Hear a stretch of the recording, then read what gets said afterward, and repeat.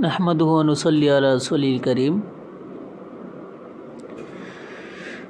নামাজে তেলাওয়াতের সময় যদি কিছু শব্দ অথবা কোনো আয়াত ছেড়ে দেয় মাঝখান থেকে, তাহলে নামাজ হবে না হবে এই নিয়ে একটি প্রশ্ন। তো এখানে প্রশ্ন করা হয়েছে, अगर इमाम ने नमाज में आयत व इस क़ाल ईसा इब्न मरियम या बनी रसूलुल्लाहि इलैकुम पढ़ा। কোনো ব্যক্তি নামাজের সময় व इस क़ाल ईसा इब्न मरियम या बनी বলার পরে रसूलुल्लाह इलैकुम বলে ফেলে, किंतु या बनी के बाद इसराइल इन्नी छोड़ दिया।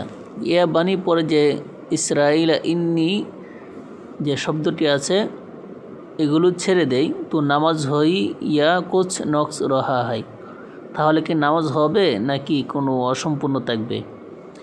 আবার এক মুক্তাদি কো এহ আয়াত ইয়াদ থি, একজন মুক্তাদি এই আয়াতটি স্মরণে ছিল, उसने লুকমা বি না দিয়া, সেও লুকমা দেয়নি, তো उसकी নামাজ বি হই ইয়া নিকি, তাহলে এই ব্যক্তি নামাজ হবে কি হবে না।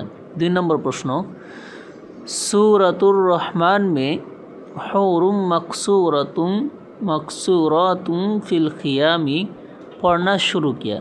इमाम साहेब हुरुम मकसूरातुम फिल क़ियामी पढ़ा शुरू करेছেন, আবার দরমিয়ান কি আয়াত को छोड़कर এবং এর মাঝখানে যে একটি আয়াত আছে এই আয়াতটি ছেড়ে দিয়ে মুত্তাকিইনা আলা রফরাফিন से आखिर तक पढ़ा।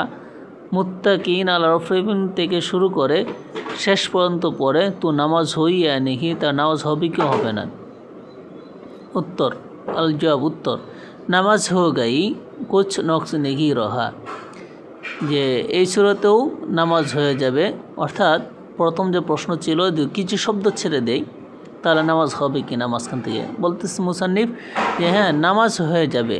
লুকমা না দেনে ওয়ালে কি भी নামাজ হোগি, যে ব্যক্তি ওই যে মুসল্লির ইয়াদ ছিল কিন্তু লুকমা দেয়নি তারও নামাজ হয়ে যাবে। আর সব মুক্তাদি কি ভি, সব মুক্তাদিও হয়ে যাবে। 2 নম্বর প্রশ্ন, অর্থাৎ মাঝখান থেকে একটি আয়াত ছেড়ে দেয় যদি, এর বিধান।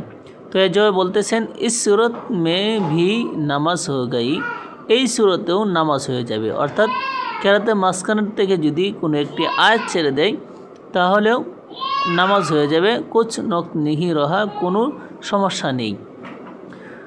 তো মুসান রহমতুল্লাহ আলাইহি এর হাওয়ালা দিয়েছেন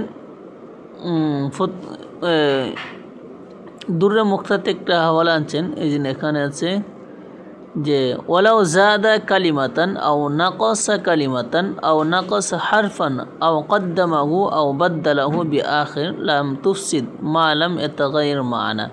দুররে মুখতার মারুদ্দুল মুখতার, দুররে মুক্তার অর্থাৎ ফতুয়া শামির মধ্যে আছে লাউ জাদা কালিমাতান আও নাকাসা কালিমাতান, তেলাওয়াতের সময় যদি কোনো একটি কালিমা বৃদ্ধি করে দেয় অথবা কোনো একটি কালিমা কমিয়ে দেই, আও নাকাসা হারফান অথবা কোনো একটি হরফ কমিয়ে দেই, আও কদ্দামাহু আও বাদদালাহু অথবা কোনো একটি হরফে আকপিস করে ফেলে, বিআখির অনাদার লাম তুফসিদ, তার নামাজ নষ্ট হবে না, মা লাম ইয়াতাগায়্যার মানা, যতক্ষণ না অর্থ পরিবর্তন হয়। অর্থাৎ অর্থ পরিবর্তন না হওয়া পর্যন্ত নামাজ শুদ্ধ হয়ে যাবে। হ্যাঁ, যদি এমন পরিবর্তন হয় যে অর্থ পরিবর্তন হয়ে যায় তাহলে আবার নামাজ হবে না।